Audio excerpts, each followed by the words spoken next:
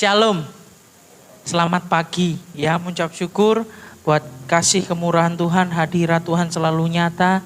Kebenaran firman Tuhan, langsung saja saya masuk dalam kebenaran firman Tuhan. Saya beri judul The Presence of God, atau dalam bahasa Indonesia kehadiran Allah.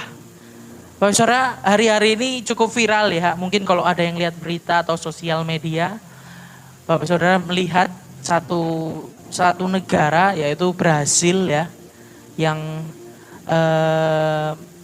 mengalami satu hal bencana yang luar biasa, banjir melanda.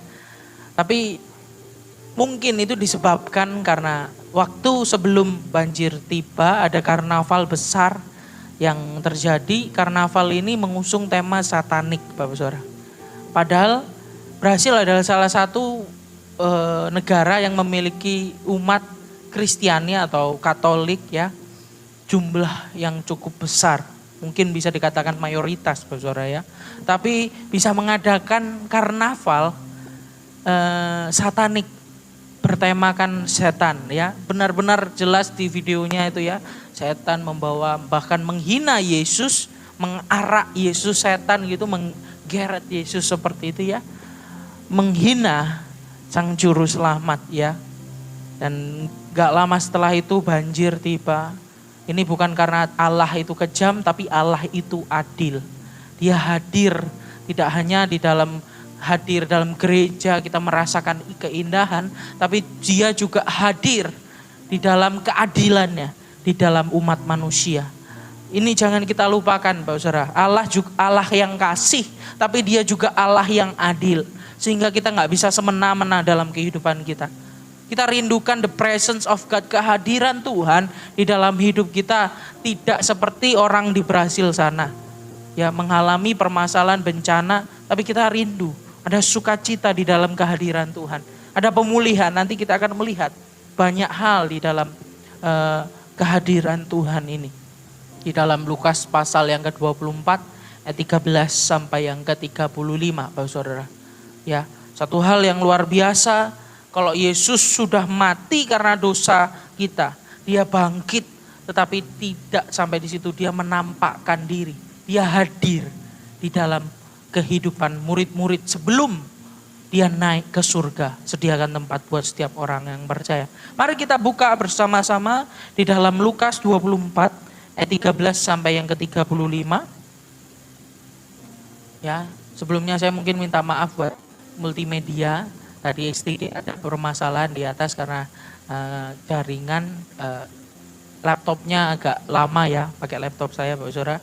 Mari kita buka bersama-sama di Lukas pasal yang ke-24 ayat 13 sampai yang ke-35. Kita baca bergantian, Bapak Saudara. Saya ayat yang ke-13, Bapak Saudara ayat 14, begitu seterusnya sampai ayat yang terakhir di ayat yang 35 kita baca bersama-sama. Saya terlebih dahulu ayat yang ke-13. Pada hari itu juga, 2 orang dari murid-murid Yesus pergi ke sebuah kampung bernama Emmaus yang terletak kira-kira 7 mil jauhnya dari Yerusalem. Dan mereka bercakap-cakap tentang segala sesuatu yang telah terjadi. Ketika mereka sedang bercakap-cakap dan bertukar pikiran, datanglah Yesus sendiri mendekati mereka lalu berjalan bersama-sama dengan mereka. Tetapi ada sesuatu yang menghalangi mata mereka sehingga mereka tidak dapat mengenal Dia. Yesus berkata kepada mereka, "Apakah yang kamu percakapkan sementara kamu berjalan?" Maka berhentilah mereka dengan muka muram. Seseorang dari mereka namanya Kleopas menjawabnya, "Adakah engkau satu-satunya orang asing di Yerusalem yang tidak tahu apa yang terjadi di situ pada hari-hari belakangan ini?" Katanya kepada mereka, "Apakah itu?" Jawab mereka, "Apa yang terjadi dengan Yesus orang Nazaret? Dia adalah seorang nabi yang berkuasa dalam pekerjaan dan perkataan di hadapan Allah dan di depan seluruh bangsa kami. Tetapi imam-imam kepala dan pemimpin-pemimpin kami telah menyerahkan dia untuk dihukum mati dan mereka telah menyalibkannya. Padahal kami dahulu mengharapkan bahwa dialah yang datang untuk membebaskan bangsa Israel.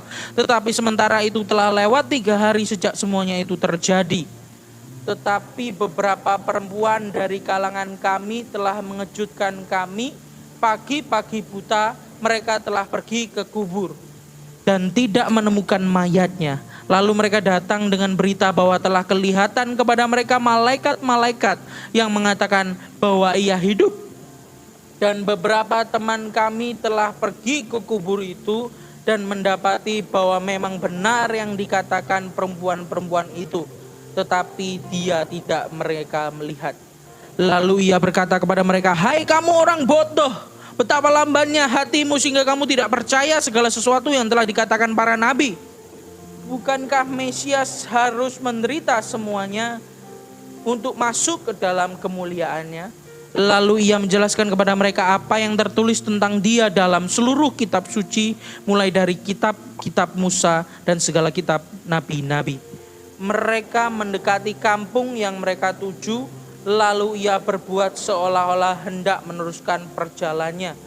Tetapi mereka sangat mendesaknya, katanya, "Tinggallah bersama-sama dengan kami sebab hari telah menjelang malam dan matahari hampir terbenam."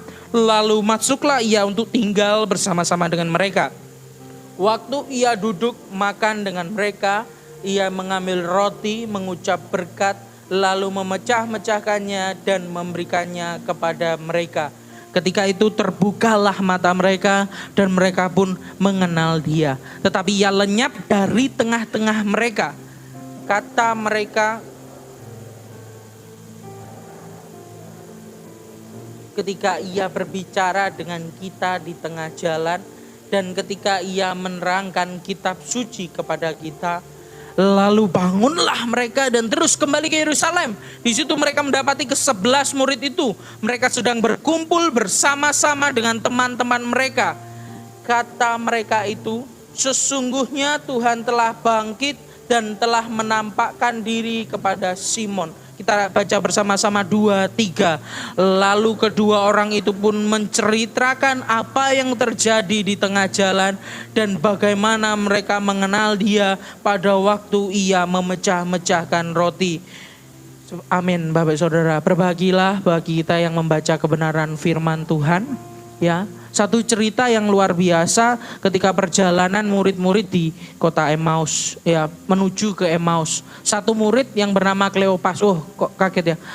Siapa itu Kleopas? Bukankah dia bukan murid Yesus? Banyak mungkin kita nggak memahami ya, bahwa murid Yesus itu tidak hanya 12, Bapak Saudara. Ada banyak.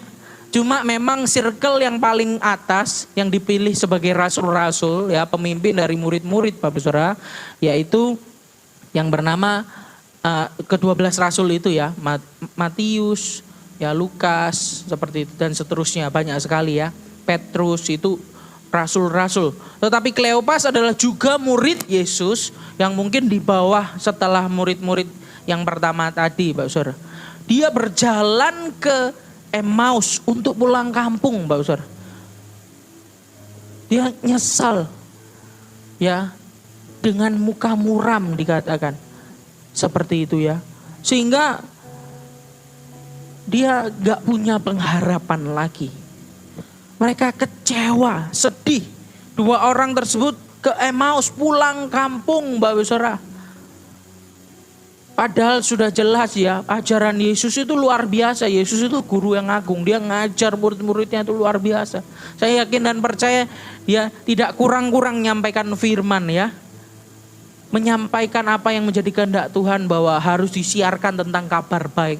Tetapi karena sang tokoh yang diidam-idamkan ya mati, mereka pulang kampung dengan muka sedih. Kita melihat ada satu kehadiran Yesus juga di tengah-tengah mereka. Dan pertanyaannya, next slide. Slide selanjutnya. Apakah yang menjadi tujuan kehadiran Yesus di dalam kisah ini? Ya, kadangkala Bapak Saudara kita merasa Tuhan itu jauh. Permasalahan menjadi kunci, kita merasa Tuhan itu enggak hadir di dalam kehidupan kita. Ya, bahkan kita tidak mengenal kehadiran Dia di dalam kehidupan kita. Sama seperti mungkin warga di Brasil, kehadiran Tuhan dalam bentuk bencana. Supaya apa? Supaya mengingatkan kembali kepada Tuhan.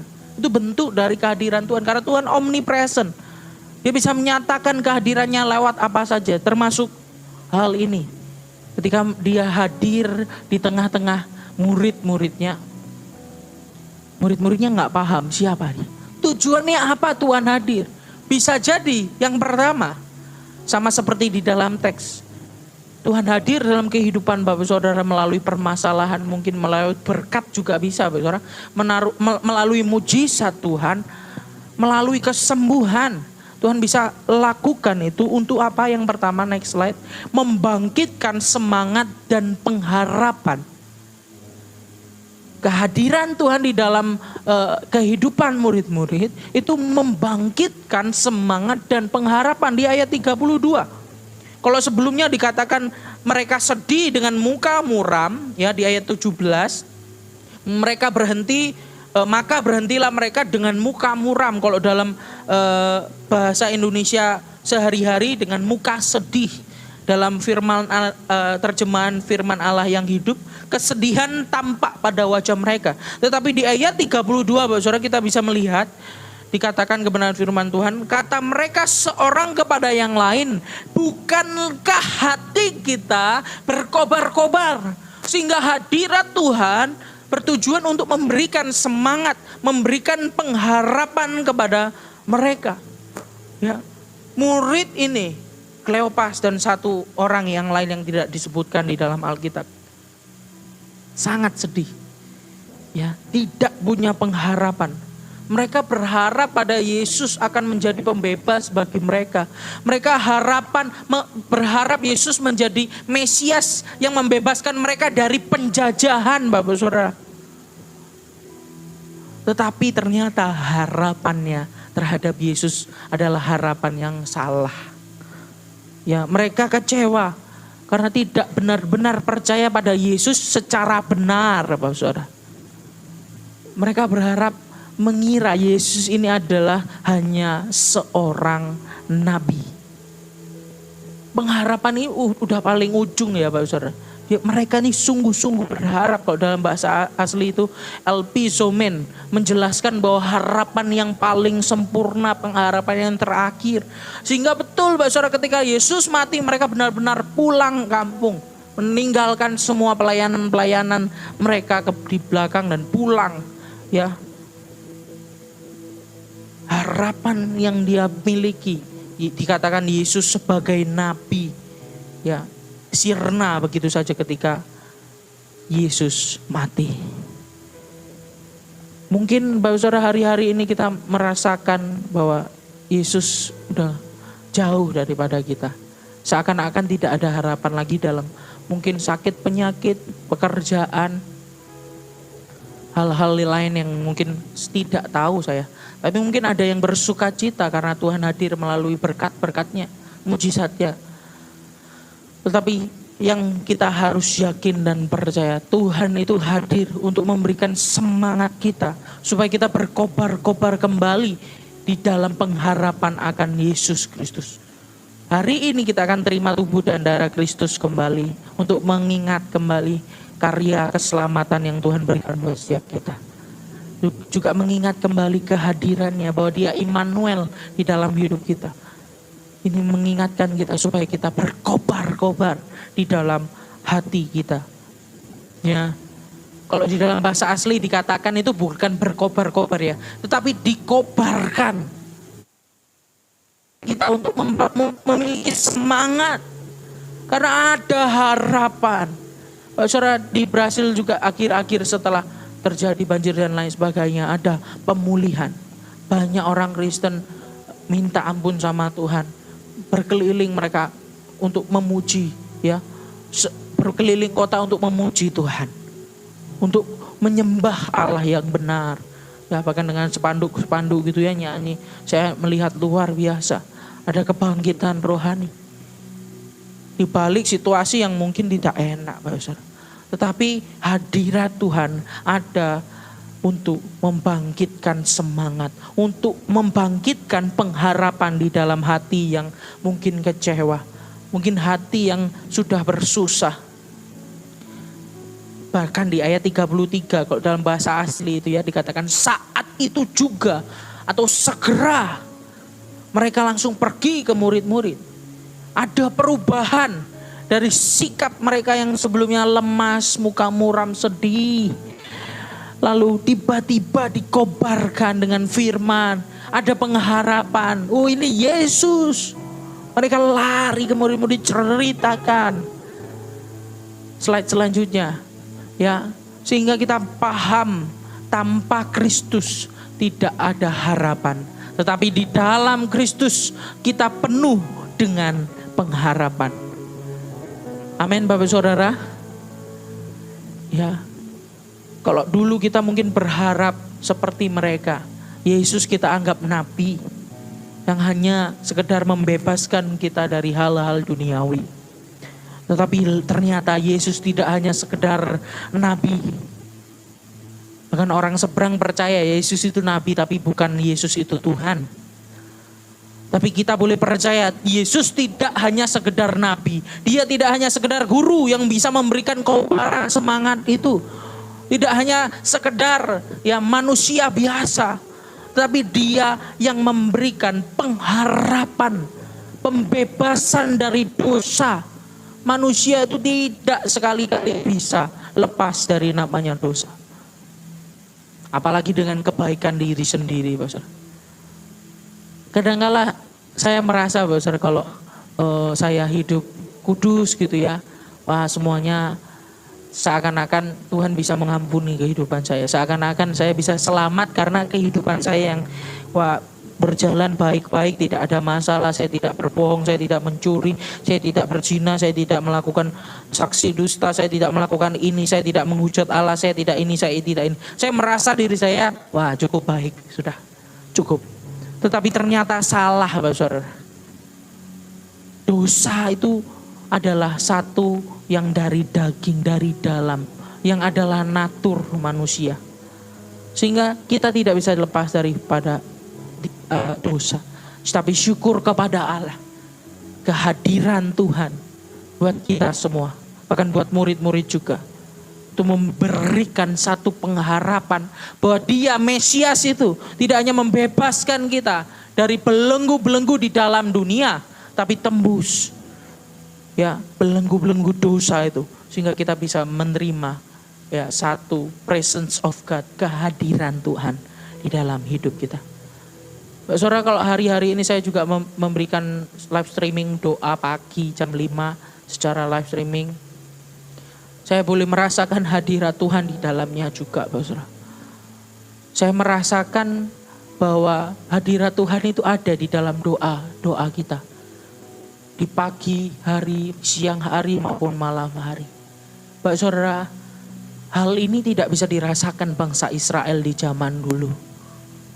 Ya, dengan bebas bisa doa di mana saja. Bapak Saudara tahu kiblat itu pertama dilakukan oleh bangsa Israel, kiblatnya Yerusalem. Mereka harus punya arah untuk berdoa di satu kiblat. Mereka harus punya banyak aturan untuk berdoa, Bapak Saudara. Karena apa? Karena dosa. Waktu itu belum Yesus tebus di atas kayu salib. Sehingga aturan-aturan begitu banyak untuk menguduskan, mentahirkan secara jasmani. Sehingga bisa merasakan hadirat Tuhan itu pun jauh, Bapak Saudara. Yang boleh masuk hanya imam kepala. Itu pun setahun sekali kalau tidak salah ya. Setahun sekali dengan penuh aturan, bahkan di kerangkeng, Bapak Saudara. Supaya kalau dia bersalah masuk ke ruang maha kudus, mati karena tidak kudus, Saudara, bisa ditarik mayatnya keluar. Sebegitu kudusnya Allah kita, sebegitu berdosanya kita manusia, seharusnya tidak layak. Tetapi the presence of God itu, ya, kehadiran Tuhan, kematian Tuhan, kebangkitannya, kenaikannya Dia ke sorga, mengirimkan Roh Kudus untuk kita, supaya kita bisa berdoa. Kita bisa merasakan hadirat di dalam doa ibadah kita hari lepas hari. Sehingga ada pengharapan, ada sukacita, Saudara. Sampai sekarang bangsa Israel itu masih berdoa meratap. Karena mereka rindu adanya Mesias datang. Padahal Mesias sudah hadir 2000 tahun yang lalu. Hadir di tengah-tengah mereka. Tapi karena tidak percayanya mereka tidak bisa merasakan hadirat Tuhan. Ya, ditanyakan ya, oh kalau Allah itu maha hadir. Di bioskop pun Allah ada. Iya, saya katakan ada. Allah hadir. Tapi bukan berarti Allah itu berhadirat. Beda ya Bapak Saudara. Berhadirat dengan hadir. Karena omnipresent dia ada. Ya. Tapi bukan berarti dia berhadirat. Tetapi ketika kita beribadah, bersekutu di dalam doa, pembacaan firman, beribadah kita, mungkin dalam keluarga Bapak Saudara, menikmati kehadirat Tuhan, the presence of God ini Bapak Saudara. Ini yang memberikan semangat baru, pengharapan baru. Bapak Saudara, kalau hari-hari ini Bapak Saudara kurang bersemangat di dalam Tuhan, mulai undur. Mungkin Bapak Saudara kurang berhadirat dengan dia, kurang mendekatkan diri dengan dia. Dia rindu untuk hidup bersama-sama dengan kita. Kenapa saya boleh katakan dia yang rindu dekat sama kita? Karena dia bahkan rela datangkan anaknya, berhadirat secara jasmani Bapak Saudara. Kalau dalam perjanjian lama, ini peta zaman ya Bapak Saudara di dalam Alkitab. Di dalam perjanjian lama, Allah itu sebagai Allah Bapa ya, yang tidak bisa menjamah umatnya. Tapi karena dia rindu berhadirat dengan umatnya, dia datang sebagai manusia. Dia lebih rindu lagi datang di hati kita, tidak hanya sebagai jasmania. Dia mati, tebus dosa kita, naik ke surga, ya, sediakan tempat buat kita. Tidak hanya itu, dia kirimkan Sang Penolong Roh Kudus supaya apa? Berhadirat di dalam hati pribadi lepas pribadi melalui karya Roh Kudus. Hingga tuh Roh Kudus itu yang memberikan semangat, dorongan, pertolongan. Ya, kadang-kala pernah mungkin Bapak Saudara merasakan ingin bunuh diri, ada mungkin ya, sekecuil gitu ya. Karena rasa tidak layak, merasa tidak berguna, merasa berdosa, wes pokoknya hancur gitu. Tetapi Roh Kudus yang membangkitkan semangat supaya terus maju dalam kehidupan yang menghasilkan buah. Saudara.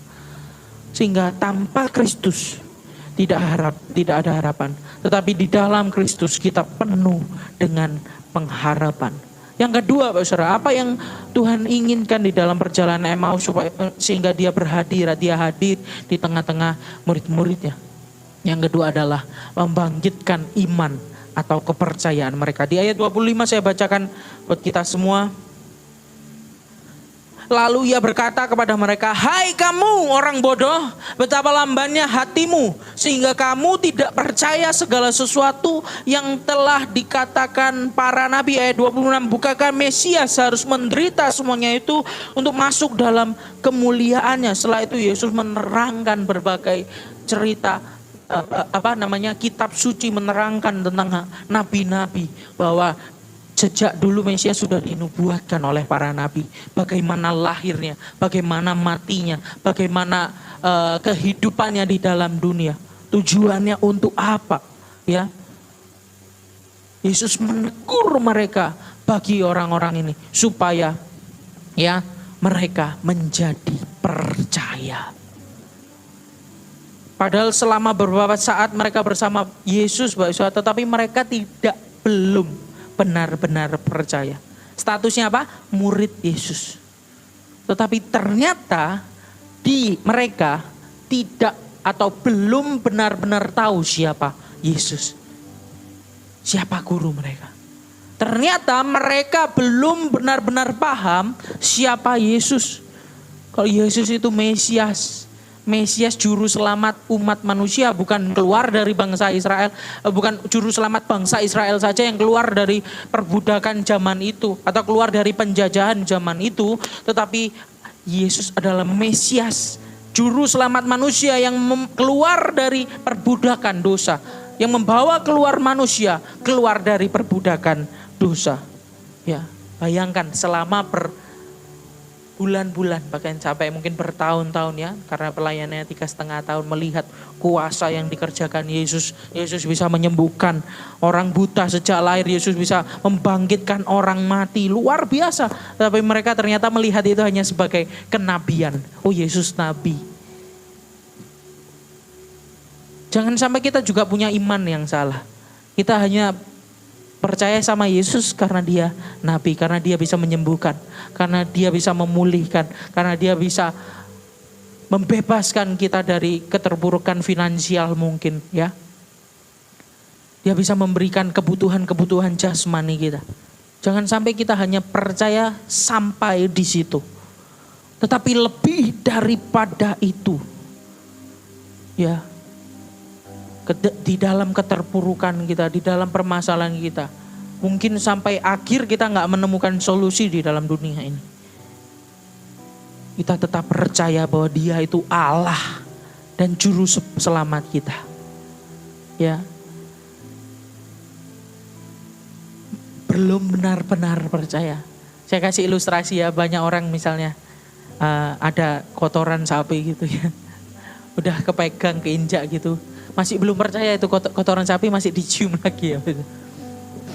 Padahal udah tahu itu kotoran sapi, tapi seringkali masih kurang percaya, butuh evidence selanjutnya. Kalau indera perasa belum percaya, indera penciuman masih dicium lagi. Aduh, bau. Padahal udah tahu ini kotoran sapi. Ya. Mari kita nggak hanya percaya Yesus di dalam Alkitab, cerita-ceritanya, tidak hanya percaya Yesus di dalam kuasanya, tetapi mari kita mengimani dia dalam pribadinya. The presence of God di dalam Yesus itu. Melalui Roh Kudus kita bisa rasakan pengalaman pribadi dengan dia adalah satu hal yang terpenting, Bapak. Kalau Bapak Gembala almarhum sering kali bicara tentang pengalaman dengan Tuhan. Itu kita mesti rasakan, Bapak. Karena itu mungkin tidak bisa dijelaskan dengan kata-kata indahnya. Mungkin yang sudah mengalami indahnya bersama, hidup bersama dengan Tuhan. Baik di dalam suka dan duka. Bapak saudara, saya katakan ya 100% tidak akan meninggalkan Yesus. Iming-iming apapun tidak akan pernah meninggalkan Yesus. Karena begitu luar biasa pengalaman iman bersama dengan dia. Next slide. Ada seorang yang bernama R.C. Sproul katakan, masalah iman bukanlah apakah kita percaya pada Tuhan atau bukan saya tidak percaya Tuhan. Tetapi masalah iman itu seringkali seperti ini. Apakah kita percaya pada Tuhan yang kita percayai? Seringkali kita lupa, Bapak Saudara, bahwa Tuhan yang kita percaya itu sanggup memberikan sukacita dalam hidup kita. Sehingga kita seringkali khawatir. Kekhawatiran itu tanda kurang percaya. Bukan tidak percaya pada Tuhan, saya katakan tidak. Tapi kurang percaya pada Tuhan yang seharusnya kita percayai. Sehingga kita butuh firman-Nya hari lepas hari. Kita butuh kehadirannya hari lepas hari. Supaya terus mengingatkan kita. Supaya kita tetap percaya. Kita tetap beriman teguh di dalam pengenalan akan dia. Ya. Sehingga kita terus berjalan bersama-sama dengan dia. Dan yang terakhir yang juga tidak kalah penting Bapak Saudara. Slide selanjutnya. Yang ketiga, apa tujuan Yesus berhadirat bersama murid-murid, hadir di tengah murid-murid perjalanan ke Emmaus pulang kampung. Karena menyerah dengan situasi. Yang ketiga, membangkitkan kecintaan terhadap firman Allah. Saya bacakan berkenaan dengan ketidakpercayaan mereka di ayat 25, 26, 27. Lalu ia berkata kepada mereka, "Hai kamu orang bodoh, betapa lambannya hatimu sehingga kamu tidak percaya segala sesuatu yang telah dikatakan para nabi." Bicara tentang kitab suci. Bukankah Mesias harus menderita semuanya itu untuk masuk ke dalam kemuliaannya? Lalu ia menjelaskan kepada mereka apa yang tertulis tentang dia dalam seluruh kitab suci. Mulai dari kitab-kitab Musa dan segala kitab nabi. Dalam perjalanan mereka sebelum mereka tiba di rumah ya, Yesus mengajar firman. Tujuannya apa? Supaya mereka mencintai firman. Setelah mencintai supaya mereka paham kebenaran firman. Supaya apa? Supaya poin yang nomor 2 tadi. Supaya iman mereka tumbuh. Ya, tidak hanya tumbuh dengan mengagumi indahnya kuasa Tuhan, tetapi juga tumbuh untuk mencintai kebenaran firman-Nya.